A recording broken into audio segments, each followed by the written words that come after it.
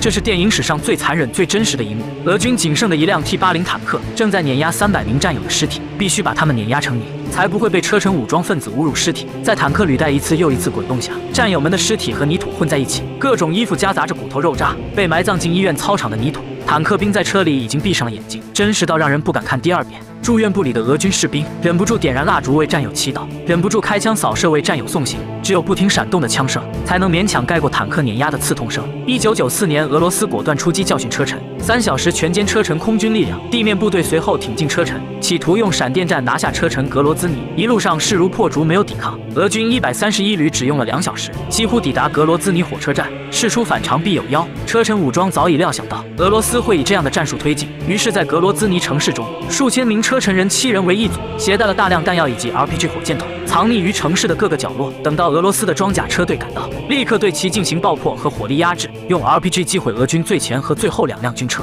将整个车队堵死在马路上，逼迫俄军集体从车里逃出来。接着，雇佣兵开始无情点射，收割100美元一个俄军士兵。车臣武装分子暗处射击，俄军131旅很快被打散，旅长的右眼被打瞎，在士兵的掩护下逃进野战医院。来不及逃走的士兵选择投降，但现代战争投降就是死路一条。雇佣兵可不管什么俘虏不俘虏，用铁丝网做一个头套，固定住俄军士兵的脑袋，不顾他祈求的眼神，硬生生用小刀给那啥了。此处镜头给足了30秒，看得人头皮发麻。完事儿还不忘放在火上走一圈，随后用磅秤称一称重量，打赌谁说的重量更接近。这丧心病狂的样子，连车臣武装头目都胆寒，嘱咐一旁的士兵千万别惹这群亡命之徒。这群来自战乱地区的雇佣兵早就对战争麻木不仁，直接将称过重的俄军首级挂在火箭筒前方，发射到俄军所在的野战医院门诊部大楼，从精神上摧毁俄军士兵的战斗力。一颗又一颗首级从楼上滚落下来，看得俄军士兵已经内心崩溃。但医院外散落的俄军更惨，不停遭到车臣武装袭击，个个只想赶紧逃进野战医院。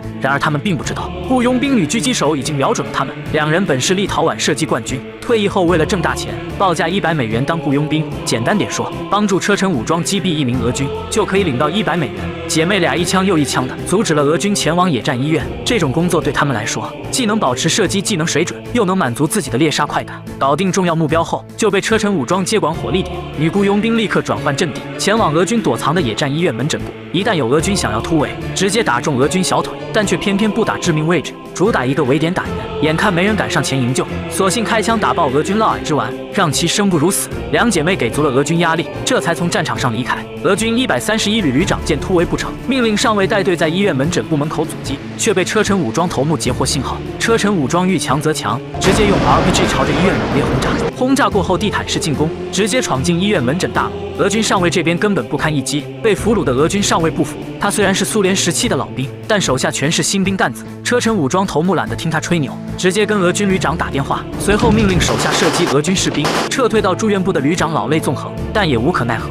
武装头目又命令击毙俄军上尉，旅长再也无法忍受，命令突击小队冒死进入门诊部，摸清车臣武装的实力。恰好发现那2名女雇佣兵，俄军狙击手瞅准机会，打穿他们的贤位槟榔，为生不如死的战友报仇。女雇佣兵的惨叫声惊动了所有的车臣武装，即将围攻医院住院部。旅长见状，颤抖着下令，命令坦克碾压操场上战友们的尸体。电影史上最残忍的一幕即将出现，俄军仅剩的一辆 T80坦克正在碾压300名战友的尸体。在坦克履带一次又一次滚动下，战友们的尸体和泥土混在一起，各种衣服夹杂着骨头肉渣，被埋葬进医院操场的泥土。而没被碾压的士兵，只能被车臣武装撒尿侮辱。这种做法最多的就是雇佣兵。坦克兵碾压完战友后，已经彻底不想活了，冲进车臣武装占领的区域，见到有活人的地方直接开炮，一炮又一炮，炸的是内心的愤怒，但很快就被一发 RPG 炸坏履带。车臣武装头目见状，大摇大摆地找到坦克兵，希望策反他为己所用。听说俄军已经6个月没发工资，便用金贵的劳力士手表诱惑，给他10分钟时间好好考虑。但头目低估了俄军士兵的爱国心，